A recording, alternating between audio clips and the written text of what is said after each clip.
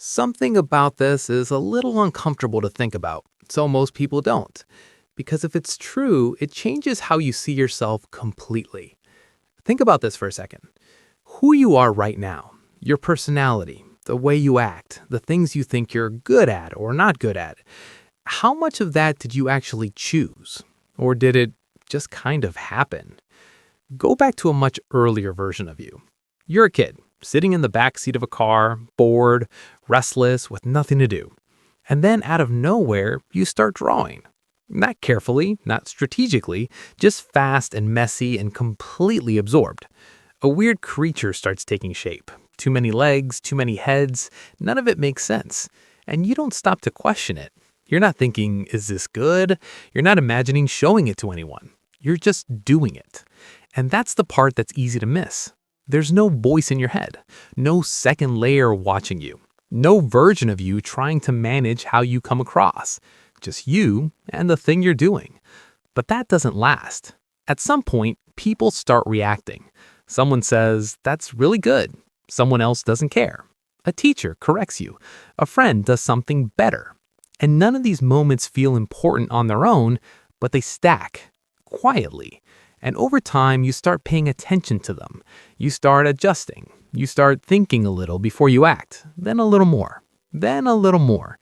Until one day, without really noticing when it happened, you're not just doing things anymore. You're thinking about how they'll be seen while you're doing them.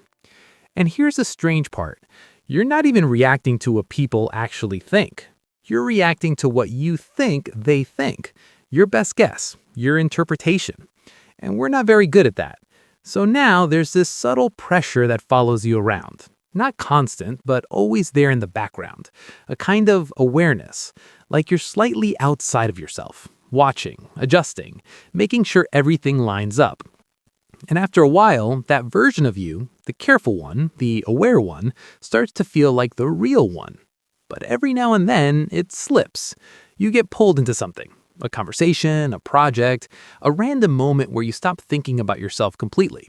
You're not checking how you sound, you're not managing anything, you're just there. And it feels different, lighter somehow, easier, almost like relief. And if you pay close attention to that feeling, there's something familiar about it. Not new, not something you discovered, something you remember. Because that version of you didn't disappear, it just got covered. And maybe that's the part no one really talks about. We spend so much time trying to figure out who we're supposed to become, but we almost never question how much of what we are was built from the outside in. So here's a question that's been sitting underneath all of this.